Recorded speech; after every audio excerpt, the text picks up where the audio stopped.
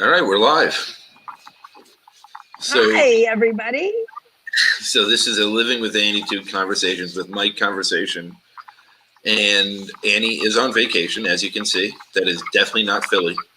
And she's doing the best she can to adjust and adapt to the outside environment to the best of her ability. And we are going to roll with this because this is a much different vacation than Annie has ever had before. And she has learned a lot about herself in these short few days and last week specifically.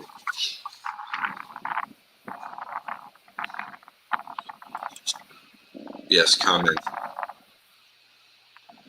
So Annie's going to periodically come in and out because she is literally downstairs by the pool and the beach.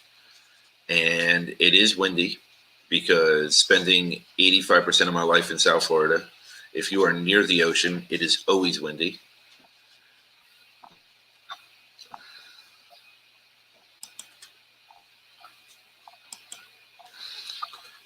So Annie, can you hear anything or no?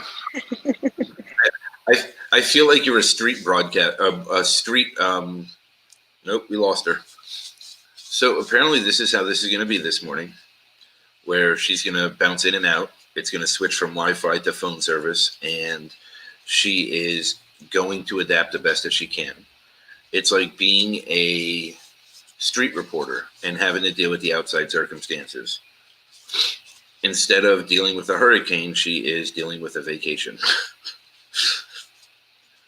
So one of the topics that we wanted to discuss today was heart-centered versus soul-centered. I don't think there is a correct answer for it, and if it is, I am definitely not the authority on it. For me, heart-centered is when you're fully embracing your emotions and you're fully going from a place that is on a heart level and you're in pure intent. You're working, you're trying to express things, live things, live in a way that matches your heart and your passion from your heart, and to be in a position of loving yourself and everything around you on a heart level. For me, soul level is when you are living your most definitive purpose. And I'm really bad with comments. I'm nowhere near as good as Annie, so I do apologize. Hey, Gabriel. Here comes Annie. So this is what we're gonna roll with, right? And I was talking a little bit about heart-centered versus soul-centered, and explaining that heart-centered is really passion and emotions and your heart and what your heart wants and living into that purpose. And then explaining that soul-centered to me is when you live in your definitive purpose and you're living from a place of true purest intent to your core and your soul. And it's a much deeper level. It's a different level. It also releases a lot of emotions, and it's more of a betterment for everyone, not just what's best for you at the moment. Can you hear me at all? Yes. Okay, so this past week, these comments are funny. Hi, I love you guys too. This past couple weeks has been life changing for me, but this vacation especially because I'm not with my children. I came to visit my parents, and I feel like I stepped off the plane and into this other world of myself. And it's truly like a magical feeling, like free. That's the feeling I have, like freedom from the chains that were wrapped around me before. That's what it felt like, were wrapped around me. And I slowly started to get rid of them recently, but this is like the last of them. I let it go and I'm just free now. That's what soul-centered feels to me. It's, to me, when I look at when I'm watching it, right, because I'm watching it firsthand and watching what you're going through right now, you found your personal freedom, and you found your purest path, your truest, purest intention of path. And it's not it's not situational, it's not circumstantial. This is a deep journey within, right? Because you could have had this at home just as easy as on vacation. But what you're noticing is the difference in you on your vacation to any vacation you've ever had before. And it's easy to see those differences because you're in a different environment. You're outside of your normal grind. For example, we can talk about it. For example, in the past, hi, good morning. It would have been very important for me to come down here and see friends and to go out and to make sure that my presence was known, or I was having fun, and how I defined fun was different. And now it's about family and being together and the holiday and gratitude.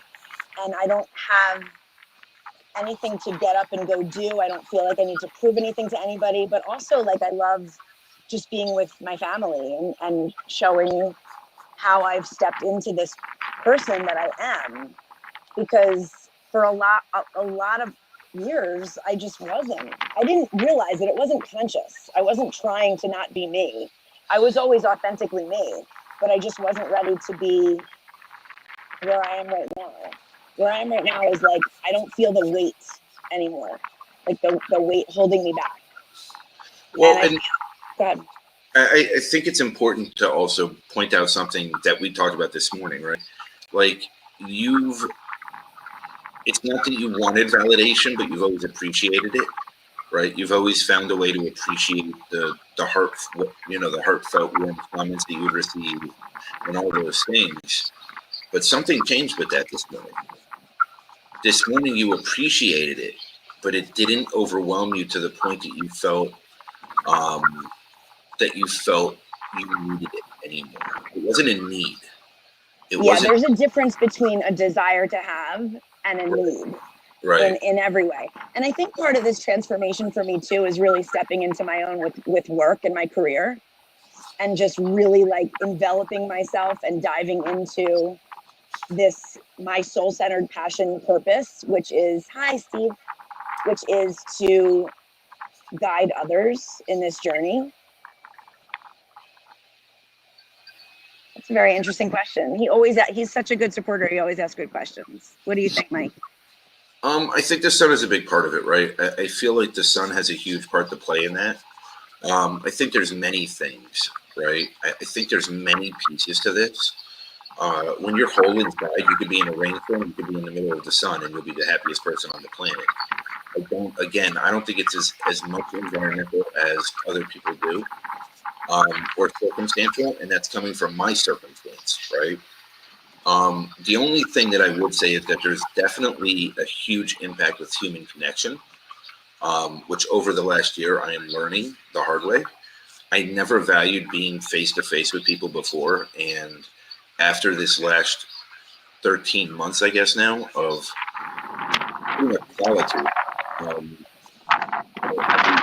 I am now appreciating the value of face-to-face interaction, while also yearning for it and greatly missing it. But it's a big part. Does the sun help? Yeah, I mean, everybody wants to see the sun. Right? The sun gives you happier. It raises your endorphins. It's great vitamins for you. But I don't think that it's the only way to find that feeling. I have to say, too, that when I'm feeling free like this, which is different than I've ever felt in my 42 years, I could be in the middle of a rainstorm and feel it. It transcends light and dark. Yeah. To be clear. It's not where you are specifically in that moment. It's where you are. I can't know how else to say it. It's okay. So I recently went through this in my own way, and for me, it was the day after the court date that it all just sunk in, and it was a lot of acceptance and allowing for me. When I hit that, nothing outside mattered anymore. There's slight impacts, there's slight emotional ties, but there's no true impact on where I'm at in my space anymore. It really doesn't matter where I am. It doesn't matter, what I'm doing. As long as I'm true to myself, I'm in the right space and I'm in the right place. Hey, this is life. Life. It's not only my island, despite Right. what people think. It's not my pool. Yes, the sun is just the icing, Jeff.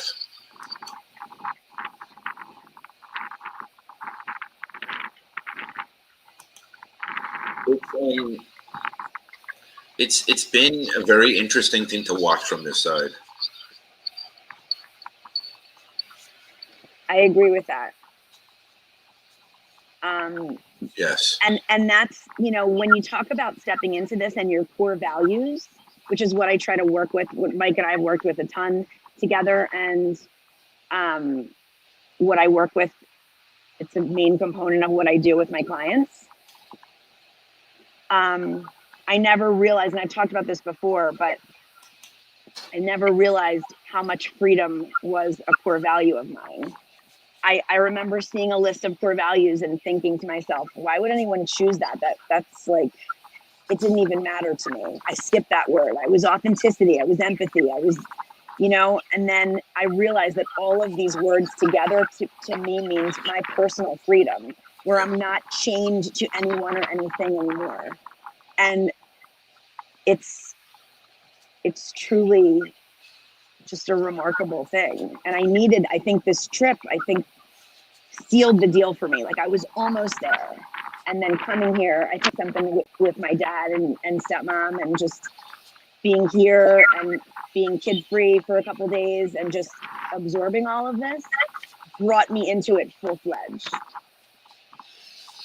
It's, you know what it was? You've been on this tipping point for a little while. You've been right on the edge. But because you didn't have the space, right? You never gave yourself the space to fully experience it. You needed something to create that space for you. Well, you kept saying to me, allow. And I'm like, that's my word. I am allowing. But what it means is allow is you don't have to try to allow. That's the thing. No. Like when you are fully allowing, you're not trying to allow. When you're forcing that allowing, you're not allowing. Yes. Yeah. Somebody so eloquently. Yeah. So, somebody that Mark, who I consider close to me, he's like, you got to just, you work too damn hard. Like, you're always trying to hustle, and you need to just stop. Just stop struggling. Stop fighting everything. Just stop fighting it all. And, it finally sunk in. It only took a few months, but it's something. And it's been world-changing. It's really been world-changing. Hi, Jim. It's so good to see everybody popping on. Like, it feels weird because I'm away. I'm not home. I'm not in my office doing this, but I had to jump on with Mike today and talk about this. It's that remarkable. Like, it's that magical right now. Not because I'm in the sun and by the pool. Obviously, I'm not in the sun. I'm in the shade because I melt in the sun. So, it's not about that. It's just this entrance into this world that I've been trying to get to for so long, trying. And I've been blocking myself, or just almost, I was at the door. I just couldn't walk through.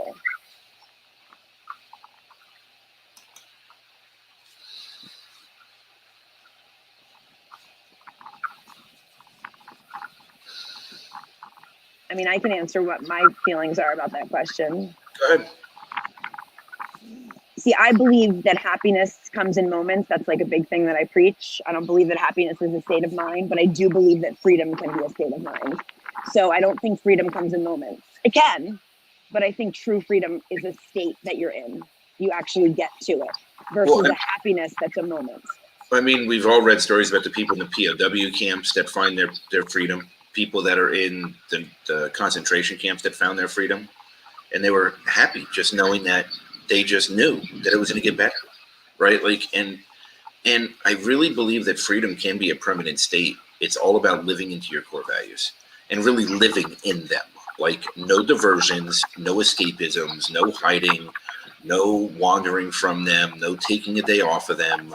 Right? It's not like a it's a thing that you live into. It's not a Tuesday I'm going to and Wednesday I'm off from that. I'm gonna tell a lie and it's okay on Wednesday. Like when you're truly living in it, you live in it every minute of the day. Well, and what's funny about that is, like, I never put freedom down as my core values, right? Because after looking at my core values, I figured out that if I live in those, I have my personal freedom, right? Like, that's my personal freedom, is living in those.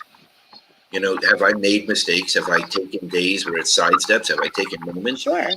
Yeah, that's how I've learned that I'm not doing it again, right? Like, I like this feeling. I don't want any more of those missteps. I don't want to sacrifice this freedom to make an instant gratification decision. That's the thing. There's impulsivity that's involved, and when you're really emotionally agile and mature, you're not acting on those impulsive feelings anymore. Not to say you can't have a slip up or something, but what were you going to say? But it's not easy. It's not easy to do. I mean, this is willpower. This is pure desire. This is wanting to live this way. You have to want to keep this feeling. This is a feeling that has to mean more to you than any outside thing. Any of my escapisms, no matter what it is, like, it just has to mean more to me than that. And it's easy to fall back into them in my circumstance. I'm still alone out here. I'm still in the middle of nowhere. I'm still yearning for connection. I'm still, finding new escapisms. Last week's escapism was doing 11 live shows because that's how I found human connection for the week. And it wasn't healthy, and it was hard, but, I'm learning, right? Like, I'm just learning from every step of the way. This reminds me a lot of sobriety. Mm-hmm. When you reach your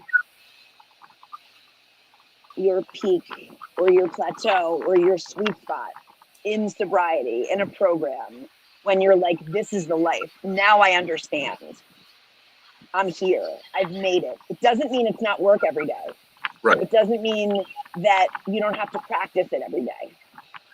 It doesn't mean that it's easy, but it can mean that you're sitting in that sweet spot. Okay, so Jeff, again, I can only speak from my point of view, right? Because I don't know if there was an exact definition. For me, soul-centered is 100% living in your core values, 100% being connected to yourself on the deepest level, and 100% being transparent with yourself through and through, and living in your definitive purpose. For me, that is soul-centered. That is when I shine. That is when my personal perspective changes. That's when the way I view the world changes. That's when everything shifts into my place of the magical zone, which is what I call it, is the magical zone. Because for me, things start finding me instead of me looking for them. My intention is so pure and was put out there. Again, all my lives, I put it out there, so it's everywhere. And it just starts finding me. I don't have to go look for it anymore. That's how I define it. Annie, how would you define it based on where you're at today and what you see the difference in compared to where you were even a week ago? Heart-centered is easier to get to for me.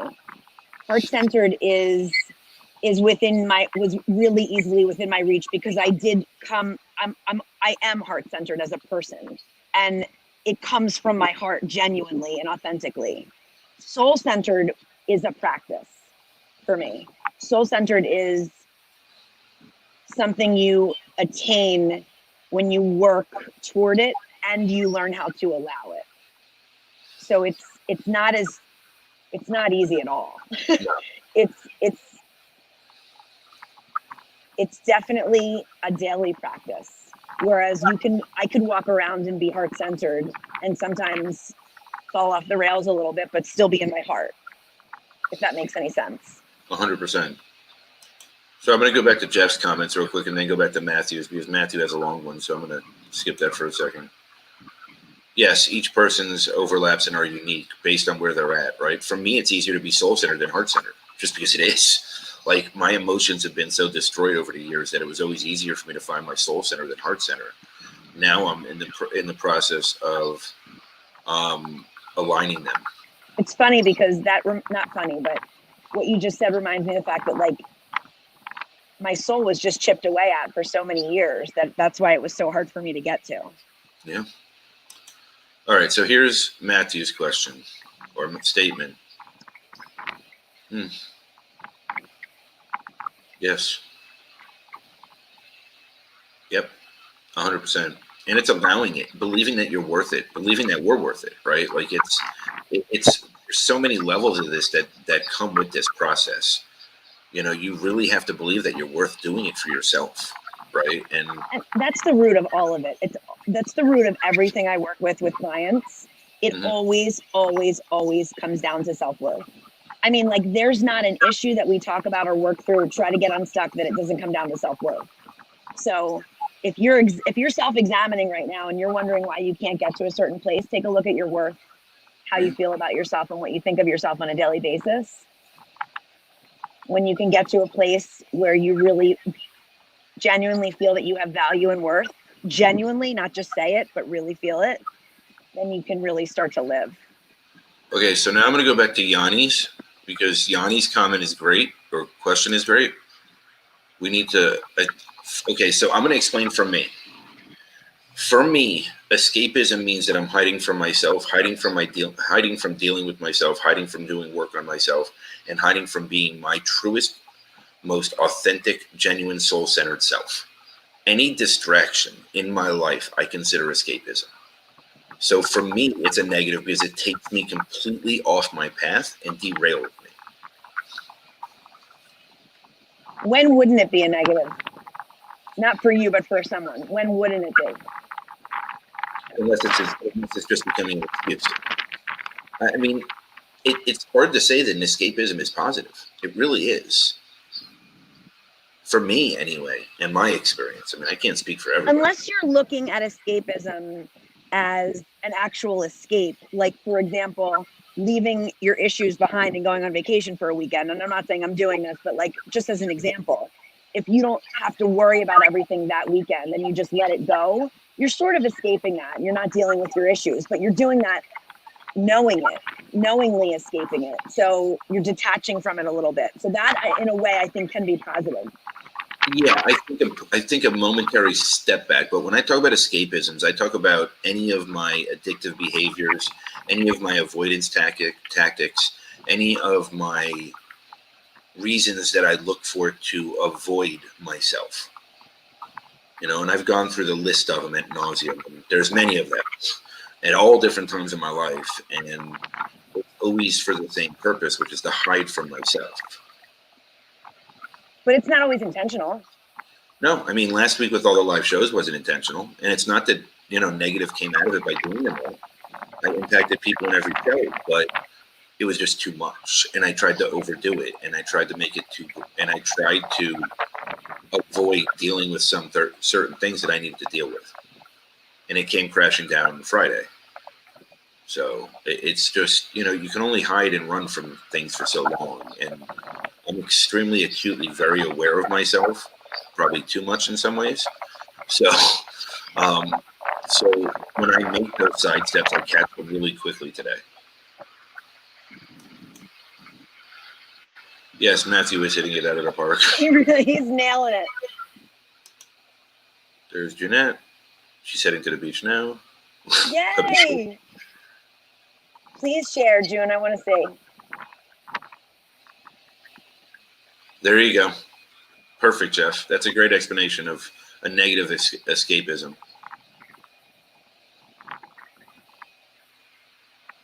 You know, I mean, for me, it's anything to avoid working on myself and dealing with myself and being present.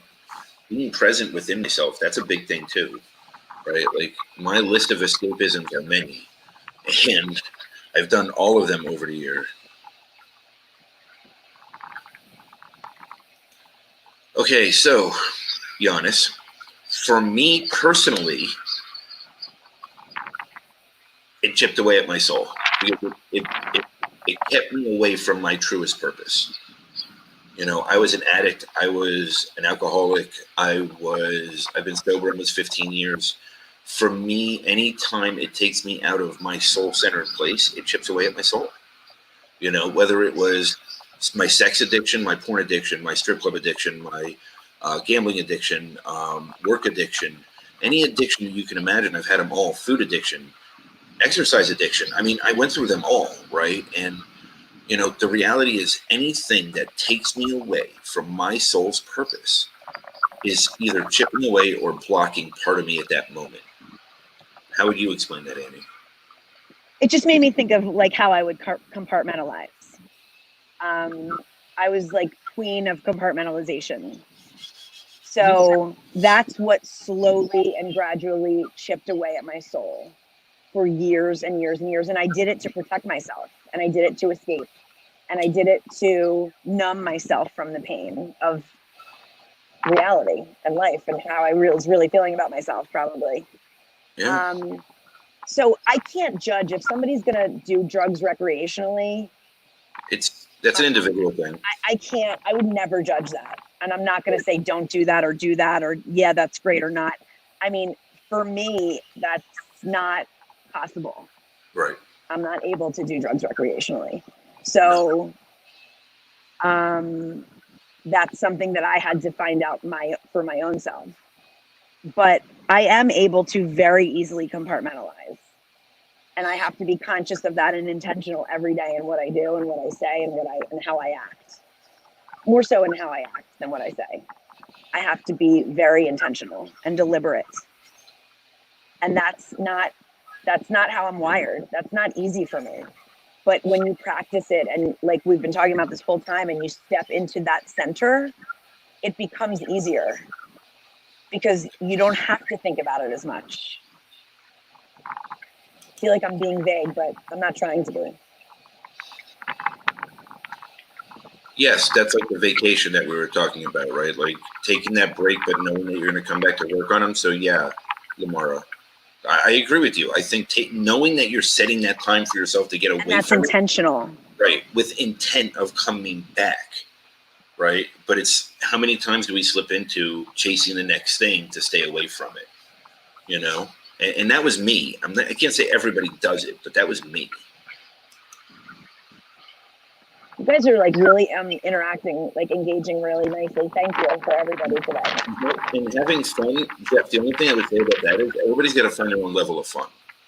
Because what I define fun at 25 years old isn't fun anymore. At 42. And definition of fun. Yeah. I mean, it's not going out clubbing, partying, being the loudest person, getting the most attention, taking advantage of situations, trying to womanize, anything else that I've ever done in the past, right? So for me, it's a matter of finding the situation and circumstance where I'm truly just comfortable, relaxed, and unwind, being myself. And that could be sitting at a coffee shop speaking to somebody that I care about for hours. Because it doesn't matter. I'm in my space. But you know what people can't understand if they don't know what it's like when you have had a life where all that matters is getting the pain away. So however you act. I know nothing about that. I'm explaining it to the people that might not understand that when you're escaping your entire life from pain, whether it's drugs, alcohol, whatever it is, and then you don't anymore, everything shifts. The things that were important are no longer important. Yeah. I was telling Mike earlier that, I met someone, a friend of a family friend, and recently divorced, and she was like, let's go out. Like, where do you go out? Where do you party? And I'm like, I really like you. You're nice, but like, that's not my MO anymore. And that doesn't mean it can't be yours. Right. It's just not who I am and where I am anymore. And I'm not really worried about being the fun one. And I used to worry about that a lot. I had to be the fun one. I had to be the funny one. I had to be, and I don't have to bring it like that anymore. I am who I am. But here's the remarkable thing, because honestly, how big of a shift is that for you? For me, Yeah. beyond. Like, I mean, because, I mean, even a month ago, it was like, I need to be in front of people. I need to be doing something. I need to have that attention. I need to have that connection. It needs to be right now. And whether or not it's good for me or smart right now, or whether I'm living soul centered, doesn't matter. I just need to do it. Right. That's a need. Versus now, it's I feel like it's intention. My decisions and my actions are intentional. 100%.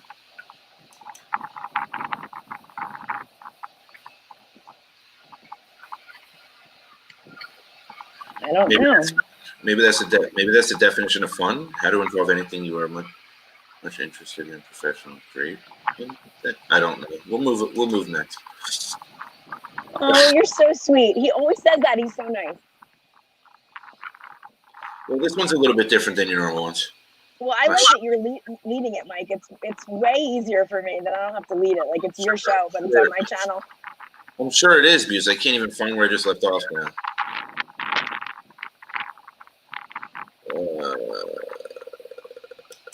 Okay, so we're just going to go here. And if I miss somebody, I'm sorry. What time is it now? Like, what on the clock? I don't know. It's 10:30 Eastern. 9:30 here, in the middle of nowhere. Agree with Jeff. There's also a way to always also. Yes. Yeah, that's a huge thing. Hi, Brad.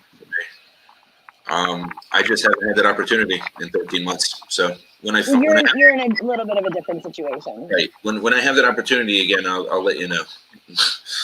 But I could see how that would be important to me. It mean a lot to me.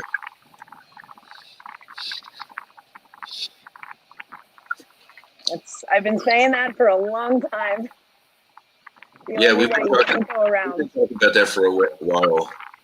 But one thing I can say is what I've learned from Mark is even going through an obstacle doesn't have to be the pain that we create it to be. Right. Right. Like beauty in the process. I think a lot of times for me, my anxiety around going through something is way worse than going through it. 100%. So it's a narrative created around Eagle time. Birds, baby. That's what it was about. What time is it? Eagle time. Hi, Brad. Thank you. Thank you, Brad. We've been known to have decent conversations. We have our moments. How dare her be outside? That's a great question. How do you have fun now, Michael? For me, it's from whatever level of connection I can get, right? Whether it's phone conversations, whether it's doing live shows, whether it's just journaling or writing or reading, or my version of fun is so different now. And like, I'm on vacation and I'm doing a live with Mike. So what's my version of fun? Right. This is fun for me. I love to interact. I love conversations about this. Yeah, and nobody I'd rather do it with. So that's part of it, right? Like the connection there is amazing.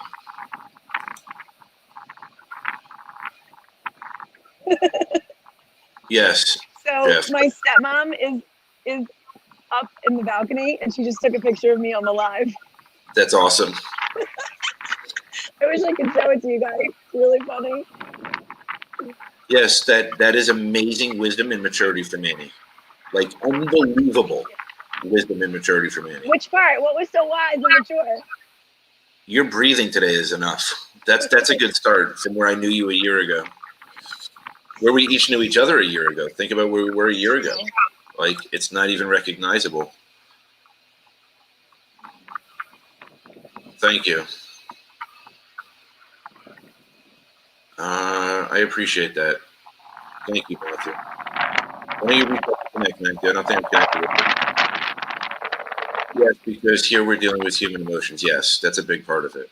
That's a huge part of it. Allowing and dealing with the emotions is enormous. Well, that's my whole thing. Right. I mean, allowing and dealing with my emotions was by far the hardest thing I had to I overcome have, or go through. I have always been great at that, so I don't know what you're talking about. I'm just this emotionally perfect human being. It's so windy. It's okay. We were gonna do a half-hour show, but this is so fun. This is fun, and people are engaging, and this is just awesome. Yes, pain is a great teacher, and here's the reality: if we don't learn the lessons, I promise you, they'll come right back to us in a different way. That's a good point. We're going to keep running headfirst into those until we just allow and learn from it. Ease through it. That's certainly true. Being owned by a dog. That's what. That's Jeff's answer. Being owned by a dog.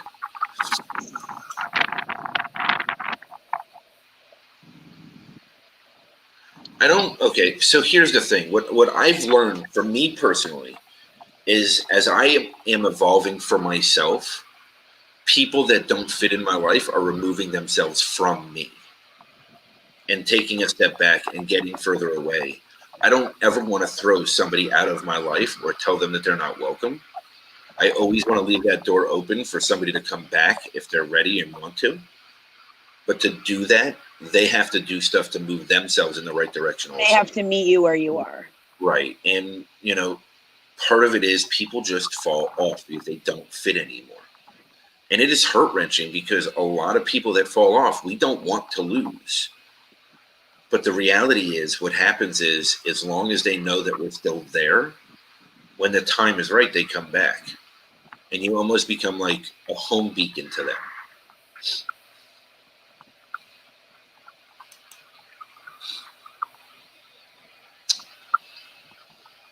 Hobbies. Yeah, reading and writing for me are total hobbies.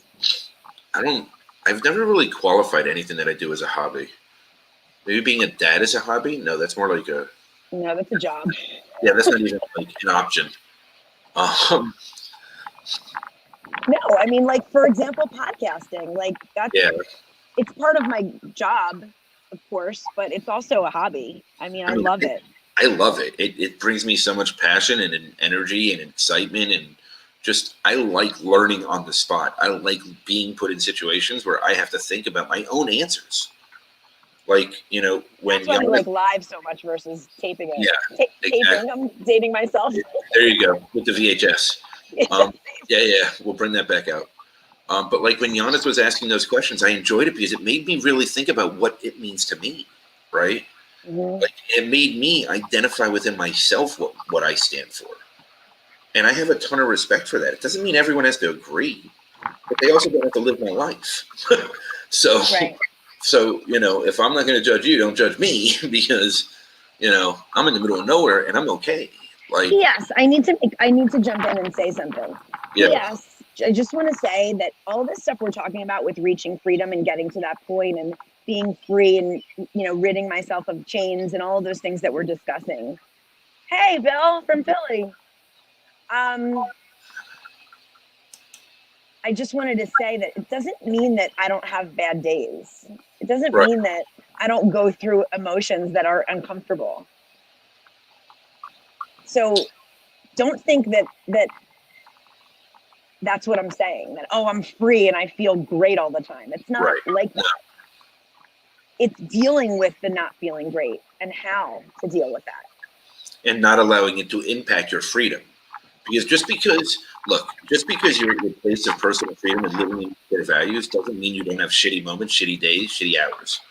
What it means is while you're in that place of your personal freedom and living in soul-centered, you can create your magic to adapt and overcome any circumstance. In my mind or my soul. We block out painful emotions. I spent 41 years blocking them. So, when I met Annie, I was pretty much emotionally numb. So, this is all her fault. So you can blame her.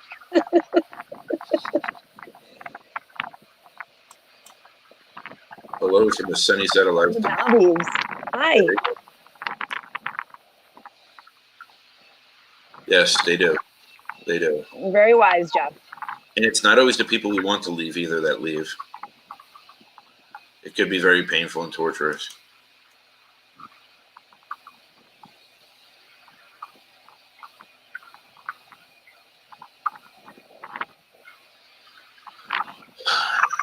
Yeah. See, I used to just go into hard conversations with a baseball bat and just like slam through them. I'm learning to be a little bit more empathetic and soft and fluffy because it's not something I'm traditionally good at. Um, but I am getting more aware of easier ways to deal with others' communication styles and be able to handle adapting to their style that they hear and resonate best with. In addition, being empathetic during a conversation doesn't have to be soft and fluffy. You don't have to put those two as synonymous. You can be plenty empathetic without being soft and fluffy. I don't know. I don't know. I go in the full on. You're a little intense. Yeah, I go in the full on, blunt asshole mode. So. I mean, I'm just saying that there are ways to frame things, and there are ways to talk to people in the way that they receive communication. That isn't. I'm not a soft and fluffy person, but I'm empathetic. You also have a tiny issue with difficult conversations. Way to call me out in front of everyone. I'm not huge on conflict. That's fine. I'll own that. And there's nothing wrong with that because being aware of it means that you can now adapt and grow from it. And I am, but it's definitely not my forte. It's not my thing. But nobody wants to have those conversations, right? Like, it's not like where people wait in line to have these conversations, right? It's not like, it's being able to adapt to it and being able to be empathetic during it and still being genuine and true to yourself while also considering the other person. Well, if I were to go back to the roots of why I have problems with difficult conversations, it's because what I saw a lot of my life was when you have a fight, your relationship is severed. And that's the end of it. You have an argument and it's done. So I have a really deep rooted fear about relationships. If something goes wrong, then your relationship is done. Right. And now I'm starting to realize that you can have difficult conversations and have conflict and get through it. And it actually can make you stronger. Not just you, but you together. I'm going straight to this one just because, you're welcome, Brad. I just did it live just because that's what I do when I go live with Annie.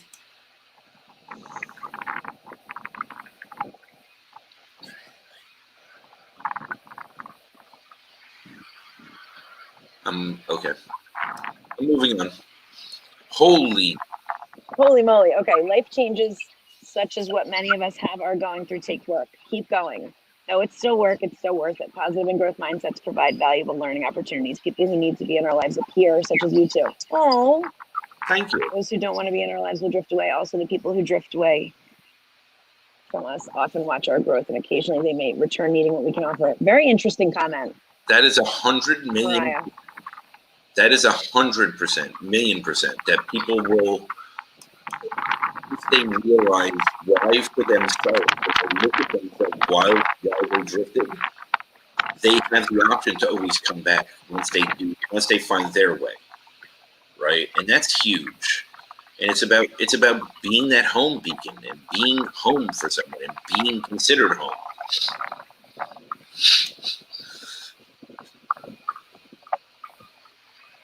Thank you. Mm-hmm.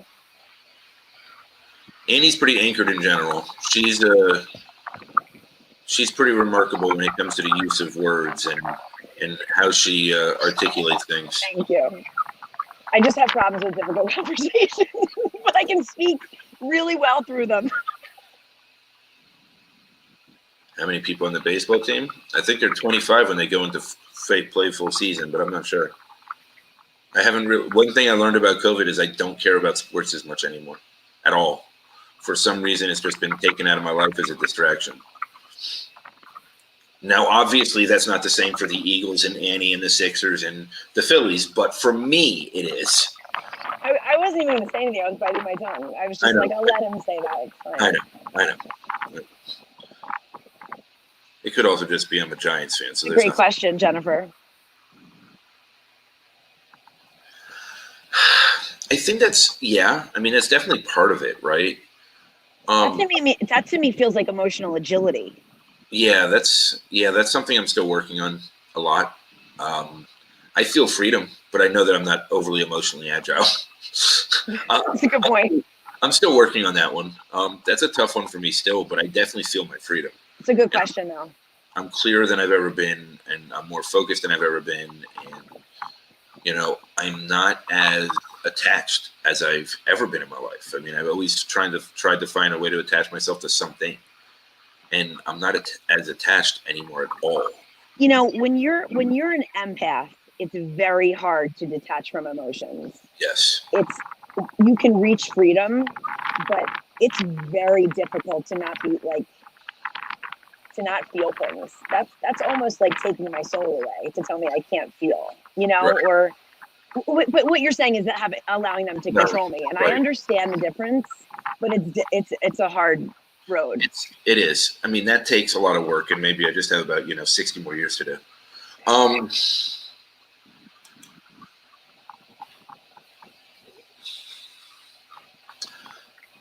So, how do you define toxic? Is it somebody that constantly tries to instigate you to go away from your core values? Is it somebody that is not doing the work themselves, that questions every decision that you make? Is it somebody, what is toxic? I mean, it's all of the above. Those are that sounds toxic to me, all of that. And sometimes you have people in your life that are toxic that you can't sever and get rid of. So you have to manage them. You can't. You have to change your name, change your look, dye your hair purple or pink, and move to a different country. But other than that, yeah, I have one of those that I wouldn't get rid of.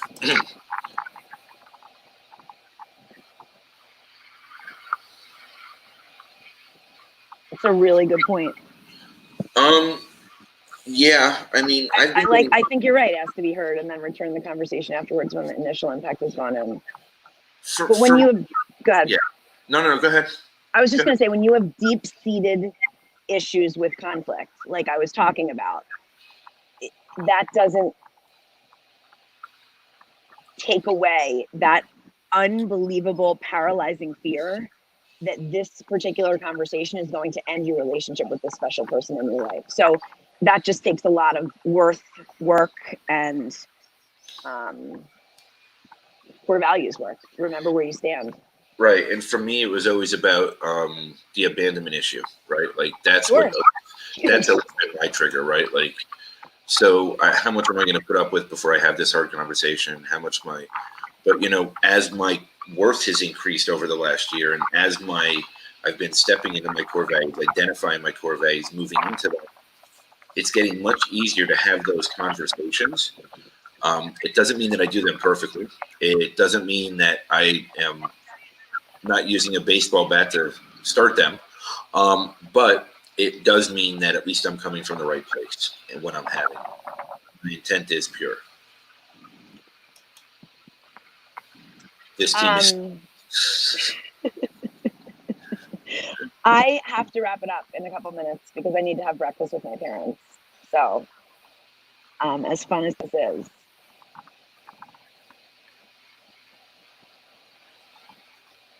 No, I make fun about Fluffy just because I'm a very blunt, harsh person. And when I say Fluffy, I make fun of myself because I'm trying to be a little bit more gentler in my approach. Because sometimes I'm a little bit too over the top, harsh and blunt. I have those moments. You're a little bit harsh on yourself when you talk about being harsh, by the way. I've had a lot of conversations with you, and you're not quite as harsh and blunt. Maybe it's just with me. You're not. Maybe. Who knows? I do appreciate that you're working on that. I just wanted to differentiate between the fact that you can totally be empathetic and compassionate and not be fluffy. Yes. Because I am. And I am much better of a person when I don't let my emotions control me.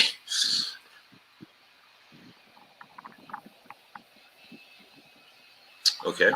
Maybe that's cricket.